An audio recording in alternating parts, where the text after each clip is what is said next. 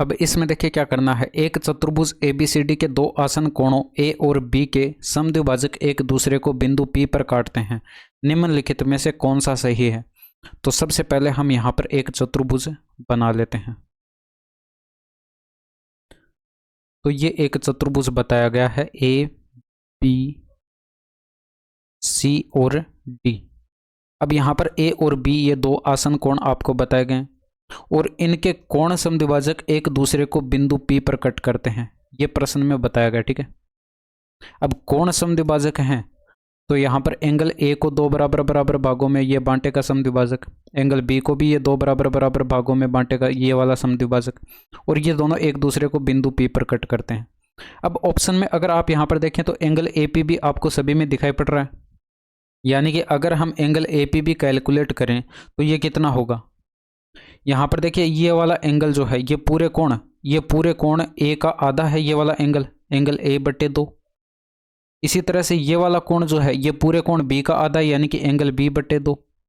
आपको पता है त्रिभुज के तीनों कोणों का योग क्या होता है, 180 डिग्री होता है। तो 180 डिग्री में से ये वाला कोण और ये वाला कोण घटा दें तो ये वाला कोण बच जाएगा, यानी कि एंगल APB बराबर क्या आ जाएगा, 180 डिग्री माइनस कर देंगे एंगल A/2 और प्लस एंगल B/2।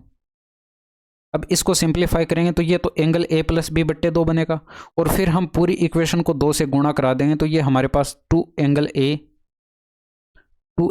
APB बनेगा, और ये बराबर की साइड 180 डिग्री का 2 गुणा करेंगे तो ये 360 डिग्री हो जाएगा, और ये माइनस यहाँ पर देखिए बट्टे में 2 आएगा और 2 से गुणा करेंगे तो वो 2 कट जाएगा, यानी कि एंगल A प्लस का एंगल B इस ब्रैकेट में बच जाएगा। ठीक है, अब यहाँ पर देखिए हमें एंगल A + B की वैल्यू की आवश्यकता यहाँ पर पड़ेगी, वो हम कहाँ से लाएंगे।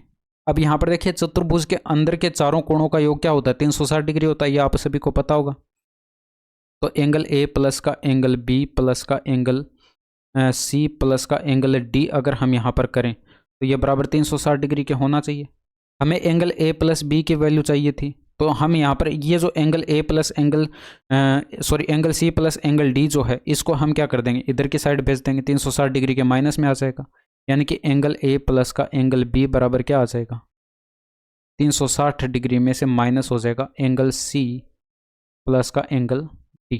ठीक है, अब यहाँ पर देखिए angle A plus angle B की वैल्यू जो हमारे पास ये वाली आई है ये यहाँ पर पुट कर देंगे, तो ये देखिए बाहर माइनस का चिन्ह है, ये माइनस का चिन्ह इससे गुणा होगा तो ये 360 डिग्री माइनस का हो जाएगा और ये वाला टर्म प्लस का हो जाएगा, यानी कि बराबर की साइड 360 डिग्री और ये माइनस का 360 डिग्री हो जाएगा और ये वाला टर्म प्लस में हो जाएगा, यानी कि एंगल C प्लस का एंगल B।